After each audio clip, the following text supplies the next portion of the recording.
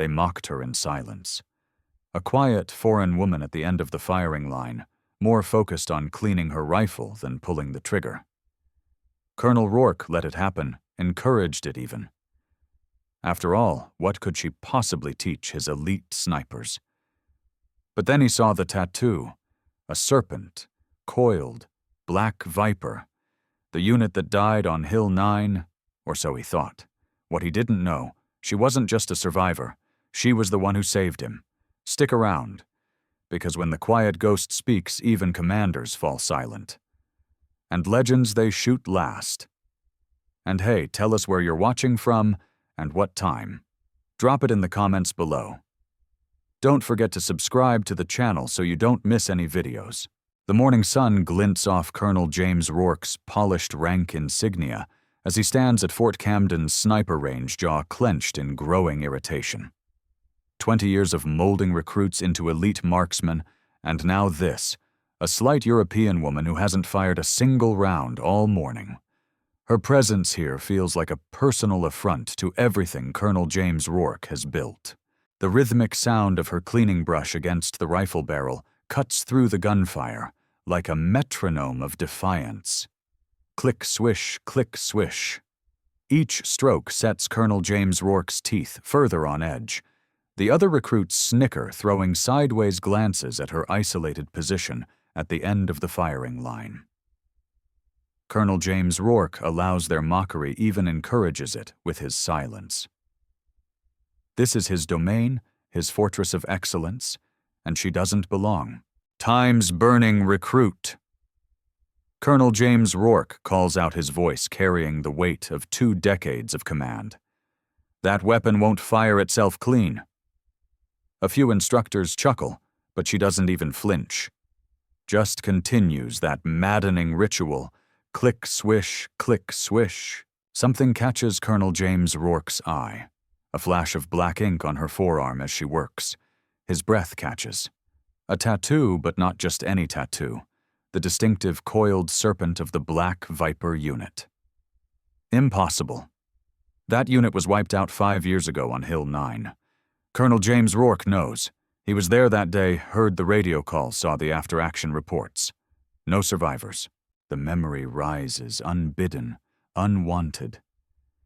The chaos of that day, the screams over the radio, the silence that followed. Colonel James Rourke's hand unconsciously rises to his own chest, where his medals sit heavy with untold stories. Sir. One of his instructors approaches, voice low. There's talk among the staff. They're saying... He hesitates, glancing at the woman. They're saying she might be... Silence. Colonel James Rourke snaps, but his eyes never leave her. The way she handles that rifle, clinical, precise, intimately familiar, like a surgeon with a scalpel, like a ghost with unfinished business. An inner voice whispers in Colonel James Rourke's mind. Some ghosts we bury so deep we forget they're still breathing. Hill 9 taught me that. Taught me that sometimes survival comes with a price. What price did she pay? What price am I still paying? The range suddenly feels different to Colonel James Rourke. The air charges with unspoken history as other instructors begin to whisper, their eyes darting between him and her. The legend of the Black Vipers ripples through the morning air like heat waves off hot asphalt. Colonel James Rourke's fingers trace the edge of his command insignia, the metal cool against his skin. For 20 years, this symbol has represented absolute authority, unquestioned control. But now, all right, recruit, Colonel James Rourke announces, striding toward her position. Show us what you've got. It's not a request, it's a challenge, a dare, a test of truth that will shatter either her facade or his authority. She finally looks up, meeting his gaze. In that moment, Colonel James Rourke sees it, the shadow of Hill 9 in her eyes, the weight of survival in her stance. His world tilts on its axis as recognition floods in. Type Ghost Rising if you've ever underestimated someone who proved you devastatingly wrong. The question burns in Colonel James Rourke's mind, echoing across the suddenly silent range. How does a man of absolute certainty face the living proof of his greatest mistake? Rourke. Reckoning begins trending within hours as witnesses share whispered accounts of the morning's growing tension. The collision course is set, and Colonel James Rourke stands at its center, his carefully constructed world beginning to crumble like spent brass at his feet. Colonel James Rourke's hands trembled as he stared at the classified file, the fluorescent lights of his office, casting harsh shadows across the weathered manila folder. The numbers BV12 seemed to pulse on the page, each digit a hammer blow to his carefully constructed worldview. How many times had he relived that day on Red Line, convincing himself that no one could have survived? Yet here was proof stark and undeniable that he'd spent the morning berating the very soldier who'd saved his life. The security footage from that morning's training session played on his monitor, his own voice dripping with condescension as he questioned Nora's abilities. "Watch how the great Colonel James Rourke tears down another recruit," he muttered, disgust rising in his throat. His hand instinctively moved to his chest, fingers tracing the scar beneath his uniform, where the sniper's bullet should have ended him on Hill 9. The memory crashed over him like an icy wave. That day on Hill 9, pinned down by enemy fire, when a shadow had materialized from nowhere, dragging him to safety. He'd never seen their face, only caught a glimpse of the Black Viper unit patch. The mysterious soldier had vanished before he could say thank you, leaving nothing but a legend. Colonel James Rourke pulled his commander's coin from his pocket, a habit formed through years of authority. Usually he'd polish it while reviewing files, a reminder of his position. Today it felt like lead in his palm. He'd flipped it this morning, making Nora call the toss before her qualification run. Another small humiliation he'd designed to break her spirit. "Sir!" His aide's voice crackled through the intercom. "The Black Viper trend is gaining traction. CNN is asking for comment about her presence at Fort Camden." Colonel James Rourke's stomach churned as he opened his browser. Black Viper lives blazed across his screen, accompanied by grainy photos of this morning's training session. His words from earlier played back in his mind. "Women like you don't belong in my elite units." The irony was bitter enough to choke him. He accessed the classified archives, diving deeper into the Black Viper files. Each page revealed another layer of his ignorance. Nora hadn't just survived. She'd completed the mission after the rest of her unit fell, carrying classified intel across enemy lines while wounded. The same determination he'd mocked today had kept her alive through 2 weeks of hostile territory. The training grounds were visible from his window, where other instructors were now running their courses. Colonel James Rourke watched a female recruit adjust her rifle, remembering how he'd sneered at Nora's stance adjustments. How many other exceptional soldiers had he dismissed based on his prejudices? His phone buzzed with messages from command demanding explanations for the social media storm. The viral hashtag was drawing attention to his morning behavior, with military forums dissecting his every word to Nora. His carefully maintained reputation was unraveling with each passing minute. "Have you ever discovered your hero was someone you despised?" Colonel James Rourke whispered to his empty office, the weight of his commander's coin growing heavier. "Someone who saved your life while you tried to destroy theirs." The afternoon sun cast long shadows across his office as Colonel James Rourke faced the most challenging mission of his career, confronting his own biases. The morning's security footage continued to play his past self, performing like a caricature of military authority, while in his hands Nora's file told the truth of who she really was. A knock at his door startled him. "Sir General Morrison wants to discuss the Black Viper situation. He's aware of this morning's training session." Colonel James Rourke's fingers tightened around his commander's coin until his knuckles turned white. The symbol of authority that had once brought him comfort now felt like a brand of shame. His empire of certainty was crumbling, and the ruins were being broadcast to the world.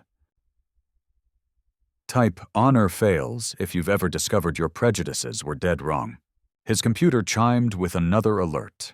Someone had uploaded his morning tirade to YouTube. The comments were a flood of outrage, with veterans and active duty personnel sharing their own stories of discrimination. Each new notification was another crack in the foundation of his authority. The classified file lay open before him, the truth of his failure spelled out in black and white. Colonel James Rourke, decorated officer and respected leader, had spent the morning trying to break the spirit of the soldier who'd given him a second chance at life. The realization sat like ice in his veins, spreading through his body until even breathing felt like an act of hypocrisy. Colonel James Rourke's hands trembled as he watched the footage again, his own voice from hours earlier echoing with cruel mockery through his office speakers. The video of him berating Nora Voss had already amassed millions of views, his arrogant posturing now a damning testament to his ignorance.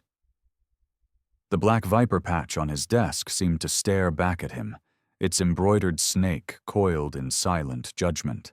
Each refresh of his screen revealed mounting casualties to his reputation.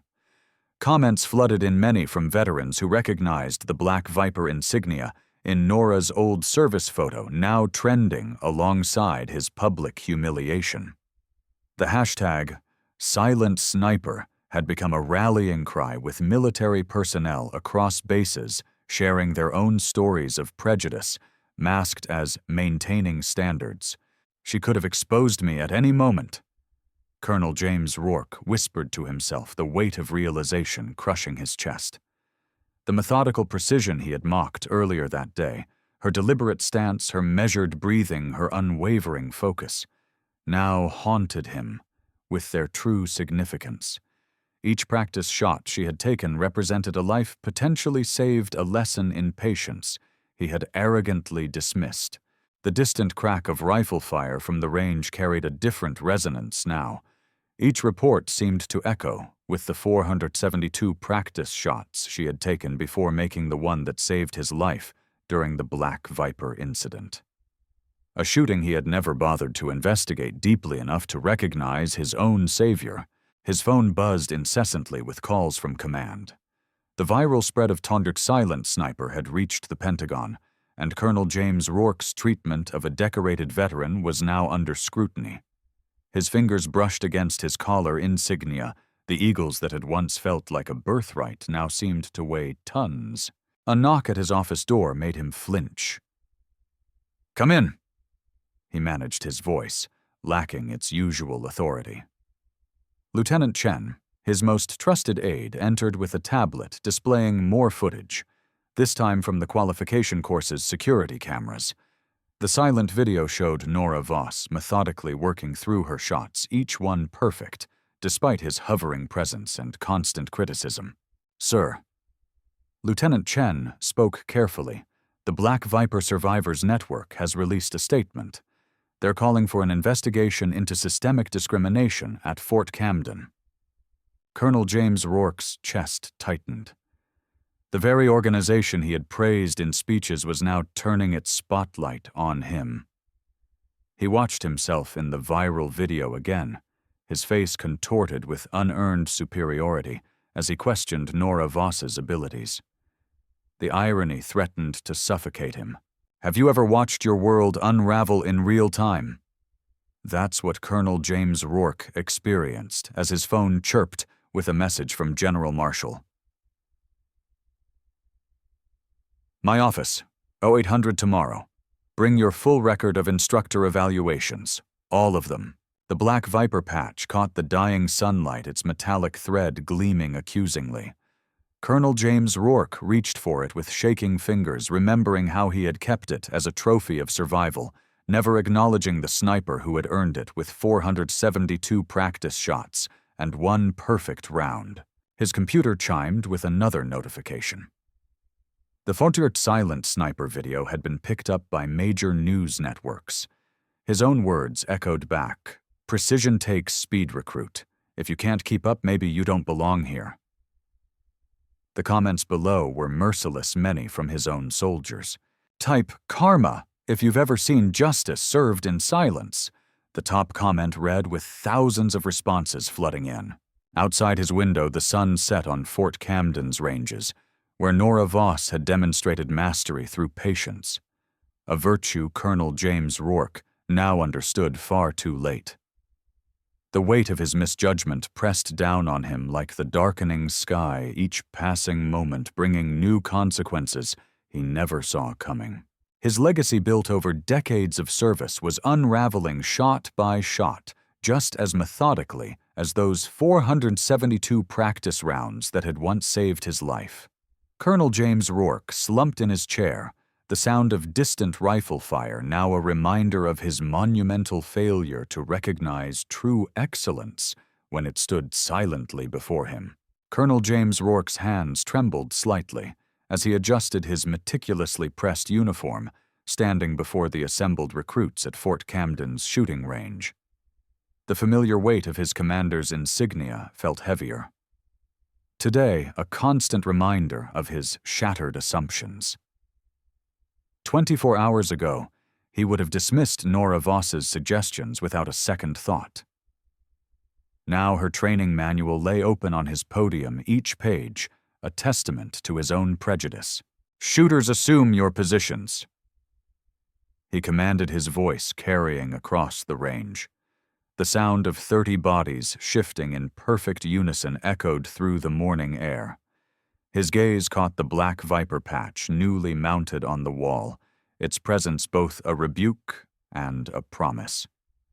The collective inhale-exhale of the synchronized shooters filled the space, replacing the usual testosterone-fueled chatter. Colonel James Rourke closed his eyes, briefly remembering his own arrogant words from yesterday. Women don't belong in advanced sniper training. Now those words tasted like ash in his mouth. "Today we implement a new methodology," he announced, each word carefully measured. "These protocols come from someone who survived what many of us only train for." His finger traced the edge of Nora's manual, noting the precise calculations, the innovative approaches he'd initially dismissed. The first shots rang out following her prescribed rhythm.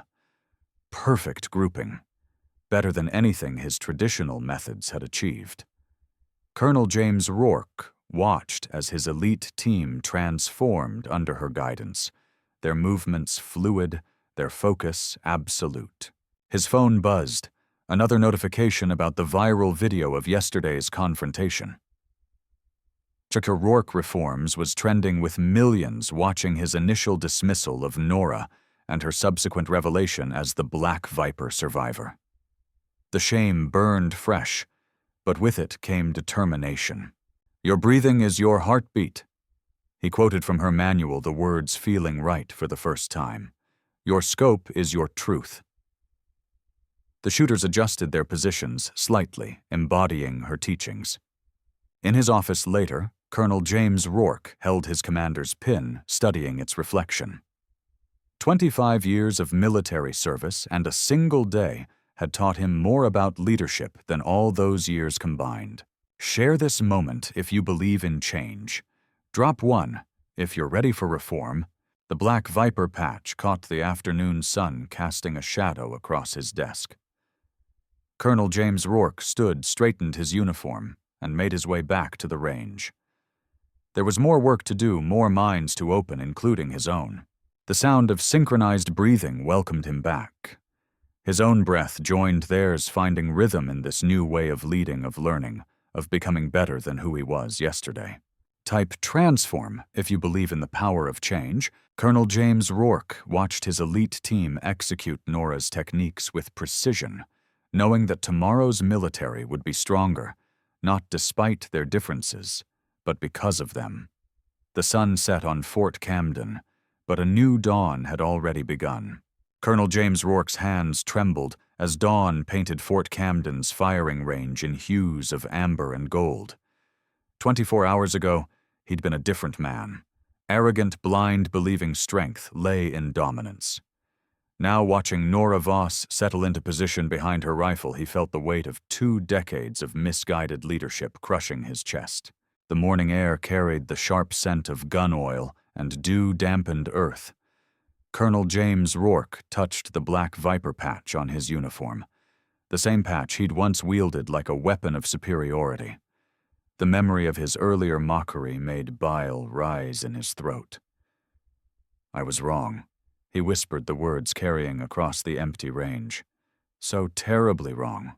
Hortorhorosum. Crack. A single shot split the silence, precise and purposeful. Colonel James Rourke watched through his binoculars as the target showed a perfect center mass hit. But it wasn't the accuracy that brought moisture to his eyes. It was the way Nora had waited, breathing steadily until a bird had cleared her line of fire. "That's why you survived, isn't it?" Colonel James Rourke's voice cracked. "The Black Viper mission. You didn't just survive because you were the best shot. You survived because you knew when not to pull the trigger." The rising sun caught the silver threading of the black viper patch on his shoulder. For 20 years he'd used it to intimidate, to reinforce his authority, to break spirits rather than build them. Now, watching Nora rise from her prone position with quiet dignity, Colonel James Rourke understood the true weight of that symbol. "I've made changes to the training protocols," he announced, his voice carrying across the range. "Starting today, every sniper candidate will learn about the Black Viper mission, not as a tale of vengeance, but as a lesson in mercy. Each life in our crosshairs is sacred. Sometimes the greatest victory is the shot never taken. Drop 2 if this transformation moves you." The morning light strengthened, casting long shadows across the range. Colonel James Rourke reached up and slowly unpinned his black viper patch. "This belongs in our training center's memorial wall," he said, next to the story of how one survivor taught an old soldier the true meaning of strength. His fingers traced the embroidered serpent one last time. Everything he'd believed about power, about leadership, about what made a warrior great, it had all been wrong. The quiet ones, the ones who understood the weight of each decision, the sacred responsibility of holding life and death in their hands, they were the true heroes. "Yesterday I was a fool leading fools," Colonel James Rourke admitted, facing the rising sun. "Today I'm a student learning from the greatest teacher I've ever known. The quietest warrior carries the heaviest burden, and I never understood until now." Type Guardian if you believe in transformation. The final image would stay forever etched in the minds of those present. Colonel James Rourke standing at attention as Nora Voss walked past his black viper patch, now pinned to the memorial wall behind them. The morning sun caught the tears on his cheeks, but for the first time in his career, he felt no shame in showing emotion. "Sometimes," Colonel James Rourke whispered, watching Nora disappear into the dawn, "our greatest strength lies not in what we do, but in what we choose not to do. That's the ultimate truth of being a guardian." The range fell silent, save for the gentle whisper of wind through the grass. Colonel James Rourke stood straight, shoulders squared, facing a new day with newfound wisdom. The black viper patch gleamed on the memorial wall, transformed from a symbol of fear into a beacon of hope, marking not just the end of his journey, but the beginning of a new era at Fort Camden. "We don't train killers here anymore," Colonel James Rourke declared to the empty range, his voice strong and clear. "We train guardians, and that makes all the difference."